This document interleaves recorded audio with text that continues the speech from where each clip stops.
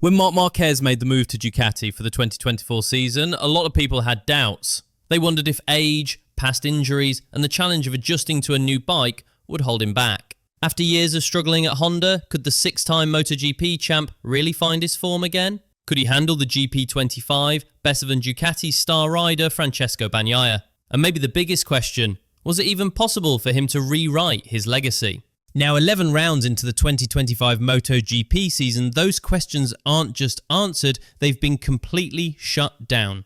The German Grand Prix at the Sachsenring, a track where Marquez has always excelled, was expected to be close. But what actually happened was a clear and powerful reminder of what he's capable of. At 32 years old, now in Ducati Red, Marquez didn't just come back, he may be better than he's ever been. His weekend in Germany was nearly perfect. He was fastest in qualifying, won the sprint race in the rain despite a mistake in turn 1, and then led every single lap of Sunday's 30-lap Grand Prix. He finished with a 6.380 second lead over his brother Alex Marquez and more than 25 seconds ahead of riders like Jack Miller. But what really caught everyone off guard came after the race. Marquez said, "I was not on my limit." He talked about how he focused on controlling the race and preserving his tyres on the slick track. "I just tried to manage the tyres from the beginning because I knew the race was super long. It's true that in the end the tyres dropped more than I expected, but even like this I felt comfortable." His fastest lap during the race was a 1 minute 20.704 seconds, almost a full second slower than his best time in qualifying. He never went all out, instead he stayed smooth and precise, hitting every line just right. "I was in a perfect line in the correct way in every corner because I was not on my limit. My limit was 1 minute 20.4 seconds, 1 minute 20.3 seconds, as I showed in practice." And his dominance wasn't just limited to the Grand Prix. In the sprint race, he bounced back from an early mistake, climbing from 5th place to snatch the win on the final lap. That result also marked his 4th straight weekend, scoring the maximum 37 points, something he'd never done before. Let's take a second to really appreciate the scale of what Marc Marquez is pulling off in 2025. After 11 rounds, he's sitting at the top of the standings with an incredible 344 points. That's an average of 31.3 points per round. For a bit of context, Jorge Martin averaged 25.4 points per round in 2024, and Pecco Bagnaia had 24.35 in 2023. Even during Marquez's iconic 2019 season, he averaged 29.4 points. So right now, at 31.3, he's on track for what could easily be the most dominant season of his career. He's already bagged 7 Grand Prix wins and has taken 10 out of 11 sprint races, both records under the current format. He's just 4 GP victories away from matching Pecco's total from last year.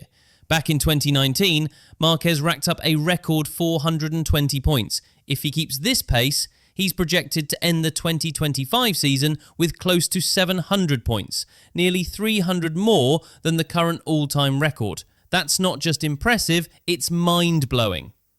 To show just how strong his grip on the championship is, Marc is 83 points ahead of his brother Alex, who's in 2nd place, and 147 clear of teammate Pecco. He could skip the next 2 rounds entirely and still be leading the standings. What makes this level of domination even more impressive is how fast he got used to the Ducati GP25. After a decade riding Honda's RC213V, switching to the Ducati meant learning a completely different machine.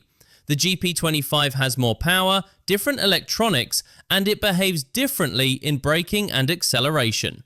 But Marquez adjusted fast. He refined his style, becoming smoother and more accurate without depending so much on physical strength. "I changed my riding style to be a bit smooth and less physical," he said after the race.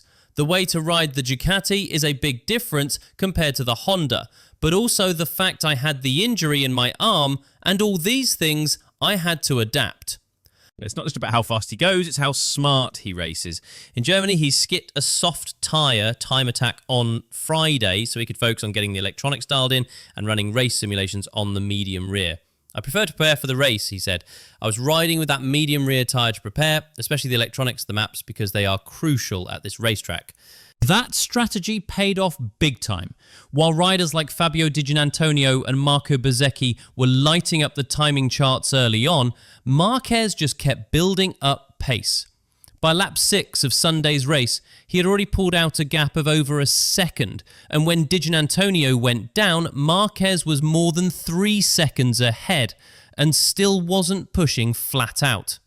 If there's one big side story to Marquez's 2025 domination, it's the slow collapse of Pecco Bagnaия's chances of taking back the MotoGP title. On paper, his weekend at the Sachsenring looked decent. He ended up on the podium, but in reality, it was all about damage control. He started 11th in qualifying, finished 12th in the sprint, and only landed 3rd on Sunday because several riders ahead of him crashed out.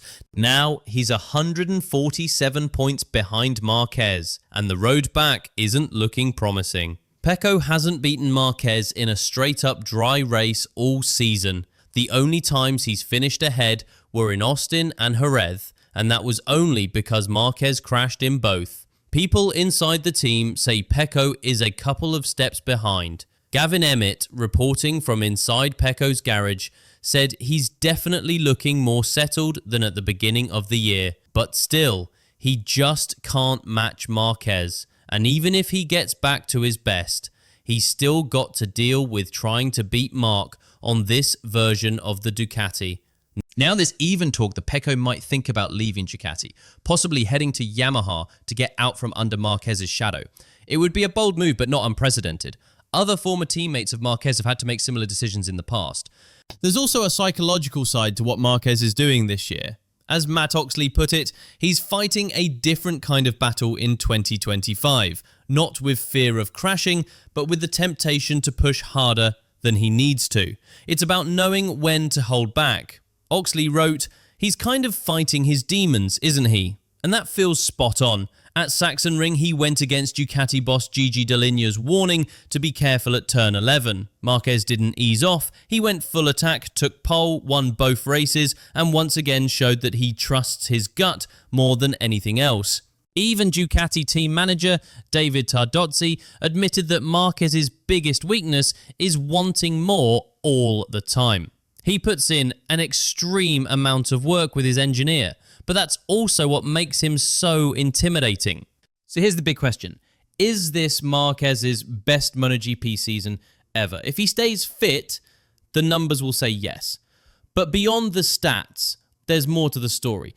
Back in 2019, Marquez was at the peak of his physical powers. He was riding a bike built around his style, fully fit, and completely dominant. Fast forward to 2025, he's now 32, has gone through 4 surgeries and had to relearn everything on a totally different machine. On top of that, he's doing it in the toughest version of MotoGP yet, the sprint era. It's a format that's harsher on tyres, physically demanding, and mentally draining. And still, Marquez is controlling the championship like never before. He summed it up perfectly. To achieve my 200th GP with a victory means still we are at a very good level. So I will try to keep going and especially keep with the same passion. This will be the key point. Now look at how that stacks up against the sport's legends. Rossi won his last title at 30. Lorenzo was done by 32. Stoner walked away at 27. Meanwhile, Marquez at 32 is closing in on matching Rossi's 7 Premier Class titles. And he's doing it in an era that has more races, more pressure, and a lot less room for mistakes. If Marquez goes on to win the 2025 title, which is looking more likely by the day, he'll hit a list of milestones that cements his legacy as one of the all-time greats. He'd join Rossi with 7 top-class championships, tying a number many thought would never be reached again. And he'd do it as the oldest MotoGP world champion of the modern era, surpassing both Rossi and Lorenzo in age when they last stood at the top. Marquez is also on pace to break the record for most sprint race wins in a single season. He's already passed Jorge Martin's previous record of 9, with 10 sprint victories out of just 11 rounds. He now sits second on the all-time Premier Class wins list with 69, trailing only Valentino Rossi. And while Rossi's career total of 6,357 points might still take a few more seasons to reach, Marquez has already racked up 4,480, and at this rate, even that milestone seems possible. As the second half of the season kicks off this weekend in Brno, the expectation is that Marquez will only stretch his lead further, barring any major setbacks. But more than just the numbers, what's becoming more apparent is the psychological shift. Marquez isn't just back, he's evolving. Week by week, he and Ducati are sharpening their race execution, managing tyres better, controlling pace more effectively, and mastering every aspect of the race weekend. As Matt Oxley pointed out, 2026 could be even scarier. With a full season of Ducati experience under his belt, Marquez could unlock another level. That thought alone has to unsettle the rest of the paddock. And if Ducati manages to carry this momentum into the 2026 rule changes, this might just be the beginning of a new era, one dominated by Marquez in red. Team manager Davide Tardozzi summed it up best. "I hope Marc stays at Ducati until the end of his career." Right now, Marquez is pushing the limits of what's considered possible on a bike that supposedly wasn't designed for him, and doing it at an age when most MotoGP champions start to fade. With rivals falling behind, what Marquez is doing in 2025 is more than just a return to form. It's a statement. From smart tyre strategies to staying in control during unpredictable races, from sprint race comebacks to Sunday domination without even needing to go flat out, every race adds to what's shaping up to be one of the greatest seasons MotoGP has ever seen. He's not just chasing another title, he's chasing legacy, and 2025 might be the year he locks it in for good. It's rare for just two riders to define an entire era in a sport, but that's exactly what happened in MotoGP with Marc Marquez and Valentino Rossi. These two didn't just dominate the championship, they split fan loyalties, rewrote reputations, and completely changed how people see rivalries in modern racing. And now, in 2025, that old debate is back in the spotlight. Marquez is chasing more records while Rossi remains the ultimate icon. But their falling out may have left a permanent mark on the soul of the sport. To really get it, you have to look past the races and focus on the relationships, the respect that was lost, and the legacies both riders were fighting to protect. After a dominant showing at Brno, Marquez was asked who would make up his dream MotoGP grid. His picks didn't just say something about his idols, they said something about the kind of racer he wanted to become. He named Dani Pedrosa, Jorge Lorenzo, Valentino Rossi, Casey Stoner, Mick Doohan, and himself. 6 legends, all totally unique, and only one of them ever actually beat Marquez to a title. Let's start with the one he's always said had the biggest influence on him, Dani Pedrosa. From 2013 to 2018, they were teammates at Honda. Pedrosa, known for his speed and precise riding, never managed to win a Premier Class World Championship, but Marquez has never held back in praising how much he learned from him. As he told DAZN, quote, "I learned a lot from Dani Pedrosa. He's the one I learned the most from about how to ride a MotoGP bike, what you need to do to go fast. I tried to ride like him, but with more strength and a bit more aggression." That contrast, Pedrosa's finesse versus Marquez's brute force, helped shape the style that came to define Marquez's career. And it's also what made his rivalries so explosive. When it comes to actual titles, only Jorge Lorenzo's beaten Marquez in a season where both were strong contenders. In 2013, Lorenzo pushed Marquez all the way to the final round in Valencia, but the rookie edged him out. In 2014, Marquez dominated. But 2015 was different. That year, Marquez struggled with an unpredictable Honda and made several costly mistakes. Meanwhile, Lorenzo and Rossi were locked in a title fight, and Lorenzo ended up taking the crown. That remains the only full season where Marquez was consistently fast and still lost the championship. Lorenzo never lost his sharpness, but it was their shared dislike for Rossi that twisted the 2015 title race into something far more intense and dragged Marquez into one of the most dramatic rivalries the sport has seen since the days of Biaggi. Funny thing is, It all started so innocently. As a kid, Marc Marquez had posters of Valentino Rossi on his bedroom walls. There's even a well-known photo of a young, wide-eyed Marquez grinning as Rossi autographs a miniature model bike. Just a kid, hoping one day he'd line up on the grid with his hero. By 2013, that childhood dream of Marquez racing his idol had turned into a full-on battle. At the Qatar Grand Prix, Marquez and Rossi went bar to bar for second place. Rossi came out on top, and Marquez definitely took note. That moment lit the fuse. Over the next few seasons, the tension between them slowly built up. At Misano in 2014, Marquez made a rare mistake, which handed Rossi the win. Then came Argentina in 2015. Marquez tapped the rear of Rossi's bike and went down. A few races later at Assen, they clashed again in the final corner.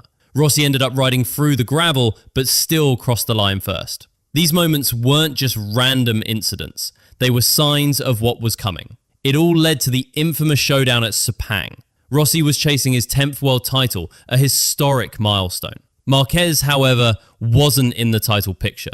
He'd already dropped too many points earlier in the season. Rossi began to suspect that Marquez was deliberately helping Lorenzo by messing with his races. In Australia, Marquez actually beat Lorenzo, which made things even more confusing, but everything came to a head in Malaysia.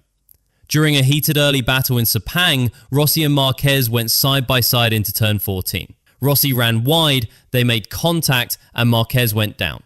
What followed was total chaos. Rossi got slapped with a penalty that forced him to start from the back of the grid at the final round in Valencia. Lorenzo had a clean run to the title, and Rossi lost his chance at number 10. But maybe worse than losing the championship, he also lost whatever trust he had in Marquez. That moment changed the tone of MotoGP. Fast forward to 2018 in Argentina. Marquez's bike stalled on the grid. He restarted it the wrong way and got a penalty for it. Then, as he tried to fight back through the field, things got out of hand. He hit Aleix Espargaro and eventually found himself behind Rossi again. In the second to last corner, Marquez went for a hard move, too hard, and Rossi crashed. The aftermath? Absolute firestorm. This is a very bad situation, Rossi said, because he destroyed our sport. He doesn't respect anyone, never has. He went on to accuse Marquez of intentionally messing with other riders, Viñales, Dovizioso, and himself. And today he went straight into 4 riders, Rossi added. He does this on purpose. Marquez defended himself, saying, "I've never intentionally gone after a rider hoping they'd crash. What happened with Valentino was just a mistake. I locked the front. It was the track, not a plan." Intentional or not, the damage was done. Marquez even tried to go to the Yamaha garage afterward to apologize. They told him to leave. And later that year at Misano, in front of the press, Marquez offered a handshake. Rossi refused. From there, their rivalry just went cold. Even with all the drama between them, Marquez and Rossi were rarely on equal footing when it came to chasing titles. They never went head-to-head for a championship in the same season. But when it came to individual races, Rossi definitely held his own. He outdueled Marquez fair and square in several key battles. Qatar 2013, Misano 2014, Argentina 2015, Assen 2015, and Catalonia 2016. These weren't lucky breaks. They were sharp, strategic wins from a rider who'd been racing since Marquez was still in diapers. Still, the numbers are shifting. After his win at Brno in 2025, Marquez now sits at 70 Premier Class victories, just 19 short of Rossi's all-time record. And while Rossi still holds the edge in MotoGP titles with 7, Marquez is chasing his own 7th this season with 10 races still to go. If he pulls it off, the debate over who's the greatest of all time will get even hotter. Marquez also included Casey Stoner and Mick Doohan in his dream lineup, 2 riders who dominated in their eras. Stoner in particular could have changed the entire course of Marquez's career.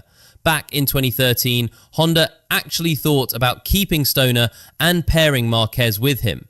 According to former Honda boss Livio Supo, the original plan was Casey and Mark, and we'd figure out what to do with Danny. But it never happened. Stoner walked away in 2012, frustrated with the politics in the sport, even after winning 2 world titles and racking up 38 wins.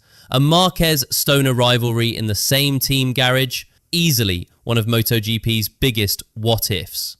Then there's Doohan. His 5 straight titles with Honda in the 90s set a standard that Marquez still hasn't topped.